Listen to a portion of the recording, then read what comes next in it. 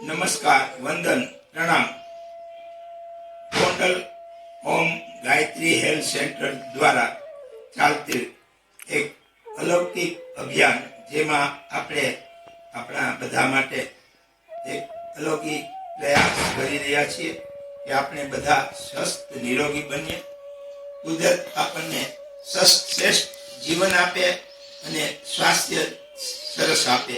એ રીતે આપણો આ ગોંડલ ગાયત્રી પરિવાર દ્વારા હોમ ગાયત્રી હેલ્થ સેન્ટર દ્વારાનો અલૌકિક પ્રયાસ કરવામાં આવે છે, જેથી આજે આપણને ઈશ્વરે આવું સરસ મજાનું શરીર આપ્યું છે અને શરીરની અલૌકિક જે ક્રિયાઓ છે, શરીરની અલૌકિક રચનાઓ છે, એમાં શરીરના અમુક અંગો ઉપર જે આપણા અનાવડત, વ્યસન, દુર્ભાવના, કુટેવ અથવા આપણી કુદરતની વિરુદ્ધ જીવન જીવીએ છીએ, જેના હિસાબે આપણને પ્રકૃતિ નારાજ થાય છે અને આપણે પ્રકૃતિ અથવા ઈશ્વર નાના પ્રકારના કષ્ટ, નાના પ્રકારના રોગ કે નાના પ્રકારના દુખાવા આપે છે.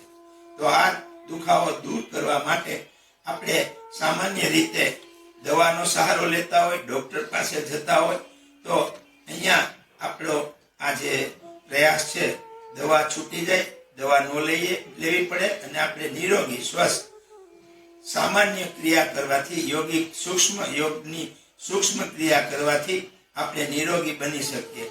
તો આપણો શાસ્ત્રમાં પતંજલિ એમ કહે છે, નિરોગી સ્વસ્થ રહેવા માટે આપણે ઉપાસના, ધ્યાન, આરાધના, આસન, કસરત, વ્યાયામ કરવી પડે. તો અત્યારે આપણે આપણા શરીરને નિરોગી સ્વસ્થ રાખવા માટે સૂક્ષ્મ કસરત કરીશું. સામાન્ય રીતે બધા યોગાચાર્ય એની રીતે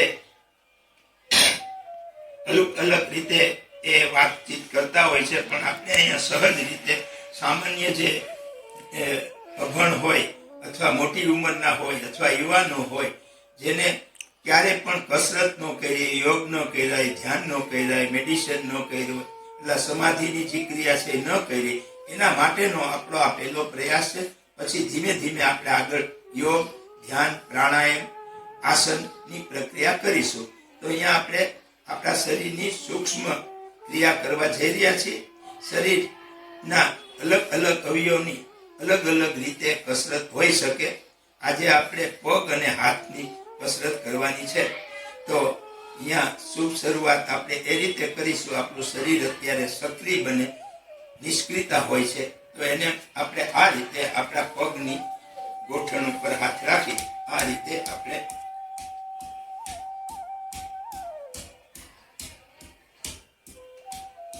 આ રીતે અનુકૂળતા હોય એ રીતે 20 વાર આપણે આ સૂક્ષ્મ કસરત. પછી આપણા બંને પગને આ રીતે ખાલી આંગળા જમીનને અડવા જોઈએ. પછી આ રીતે એક પગ સીધી ધરતી ઉપર એનો સ્પર્શ થાય અને એમાંથી અલૌકિક ચેતના, ધરતીની જે અલૌકિક ચેતના છે આપણા શરીરમાં ધીમે ધીમે સૂક્ષ્મ રૂપે પ્રવાહિત થાય છે. તો આ ક્રિયા કરવાથી અહીંથી ગોઠણથી નીચેની જે શરીરની ક્રિયાઓ છે, એમાં જે નસ અને નાડીમાં આવરણ આવી ગયું છે, તેથી એ ક્રિયાથી આપણા શરીરની અંદર થોડી હવે સૂક્ષ્મ રીતે આ રીતે આપણા શરીરને સક્રિય બનાવવા માટે આપણે પ્રયત્ન કરવો. હવે પછી બંને હાથ સીધા રાખવાના, બંને હાથની મુઠ્ઠીઓ મારવાની. આ રીતે એક જોશથી મુઠ્ઠીઓ વારી, પછી ખોલવાની, પાછી મુઠ્ઠીઓ વારવાની, ખોલવાની. હવે એમાં આ રીતે પણ કરી શકાય. એક વખત મુઠ્ઠી અંગૂઠો બારીએ, બીજી વાર અંદર જાય, બારીએ, અંદર જાય. આ રીતે ઓછામાં ઓછું 15 થી 20 વખત આપણે કરવું જોઈએ. તો આપણા શરીરની જે આંગળીઓ છે એમાં સક્રિયતા આવે. ત્યાર પછી આ રીતે બંને હાથના પંજા ઉપર નીચે 10 વખત, પછી સાઈડમાં આ રીતે.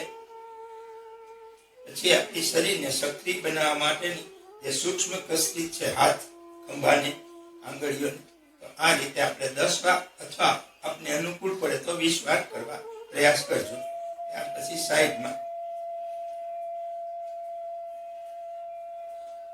આ ક્રિયાથી આપણા ખંભા, શોલ્ડર, અંદર થાઇરોઇડ અથવા કમરની જે કાંઈ તકલીફો છે ધીરે ધીરે ઓછી થશે. આ રીતે તાળાસનની અર્ધ તાળાસનની જે ક્રિયા છે એ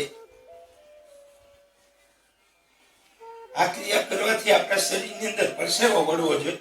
આપણું શરીર નિષ્ક્રિય બની ગયું, આપણે કામ કરતા નથી એટલે આપણને તકલીફો થાય છે. તો જોશથી આ કરવામાં આ રીતે આપણે કર્યા પછી થોડી વાર આપણી શ્વાસની ક્રિયા નોર્મલ થાય એ ભાવ સાથે હવે અહીંયા આપણે આ રીતે આપણા કોણીને આથી આમ ઉપરથી નીચે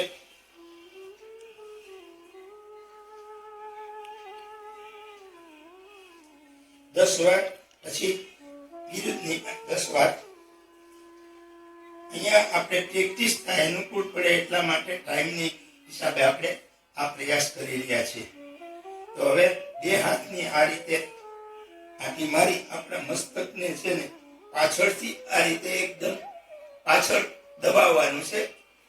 ધીમે ધીમે આંચકો ન લાગે, ઝટ ન લાગે માથા. પછી થાઇરોઇડમાં અથવા આપણા શરીરની અંદર કરોડરજ્જુ ઉપર મસ્તકના દબાણથી હાથના આંગળામાં, કોણીમાં, ખંભામાં અથવા થાઇરોઇડ ગળામાં અથવા ડોકમાં એની આપણને રાહત મળશે. આ રીતે દબાવવાથી પછી આગળથી આ રીતે એકદમ જોશથી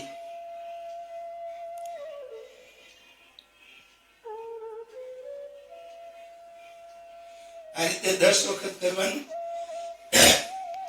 હવે આપણા મસ્તકને આપણા ખંભાની આ રીતે બને ને તો ખંભાને આપણું મસ્તક પડે એવો પ્રયત્ન કરવાનો છે.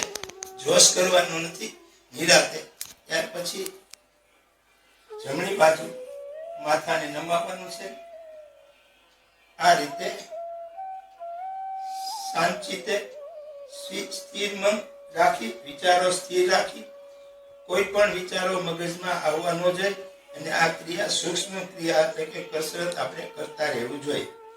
ત્યાર પછી આપણે આપણા મસ્તકને આ રીતે દાઢી જે આપણી છે દાઢીને સ્પર્શ થાય ઉપર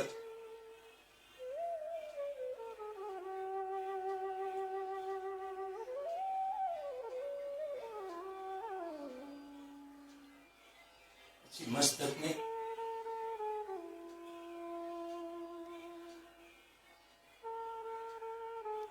એકદમ ધીમે ધીમે શાંતિથી ઘડિયાળની જેમ ઘુમાવવાનું છે. પછી વિરુદ્ધ દિશામાં.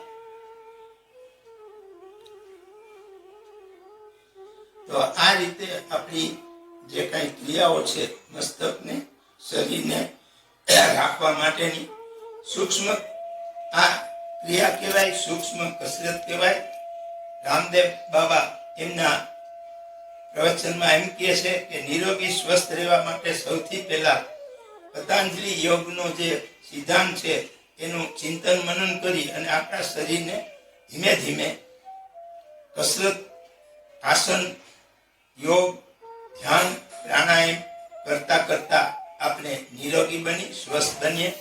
એ આ આપણી પરંપરા છે અને એ પરંપરા પ્રમાણે આપણે આપણું જીવન જીવવા માટેનો પ્રયત્ન કરવો જોઈએ. અહીંયા બીજા જે લોકો અથવા જે કાંઈ વિડીયોમાં અમે સાંભળ્યું છે, જોયું છે, એમાં એક જ યોગની અને કસરતની જ વાત થતી હોય છે.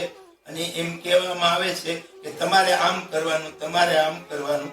અમે એમ કહીએ છીએ કે આપણે આમ કરવાનું છે, આપણે સાથે રહીને કરીશું તો આપણે, આપણો સમાજ, આપણા દેશ, ઘરના બધા સુખી, સંપન્ન, નિરોગી બનશે, સ્વસ્થ બનશે, તંદુરસ્ત બનશે અને ધનવાન બનશે. હસતા હસતા પોતાની જિંદગી છે હસાવતા હસાવતા. તો આ જે આપણી ક્રિયાઓ છે એ ક્રિયાઓને આપણે સાર્થક કરવા માટે થોડી થોડી ક્રિયાઓ કરતા કરતા હવે આના પછી આપણે આના પછીની જે ઊભા ઊભા અથવા સૂતા સૂતા જે અલગ અલગ આસનો, અલગ અલગ ક્રિયાઓ છે એક પછી એક આપણે ક્રમશ મૂકશું. તો આપને વિનંતી કે આ કાર્યમાં અમને આપનો સાથ સહકાર મળે. કઈ રીતે કે આપના ગ્રુપમાં કોઈ તકલીફ અથવા નાના મોટી બીમારીઓ હોય તો એને આ અમારી યોગ ગાયત્રી ઓમ હેલ્થ સેન્ટરમાં વિઝિટ કરવા અથવા પોતાની તકલીફ હોય તો એના માટે ગાયત્રી મંદિરે આવે એવી વાત કરજો. અને હવે અમારી જે કાંઈ આ સ્ક્રીન છે એમાં અમારા નંબર આપને મૂકવામાં આવ્યા છે. તો એ નંબર ઉપર આપ માર્ગદર્શન અથવા કંઈ પણ જરૂરિયાત હોય તો અમને ફોન કરી અથવા વિડીયો કોલ કરીને આપની કંઈ તકલીફ હોય તો જણાવજો. અમારાથી જે કાંઈ સેવા થશે એ જરૂર કરીશું. ફરીથી આપને નમસ્કાર, વંદન, જય ગુરુદેવ, જય માતાજી.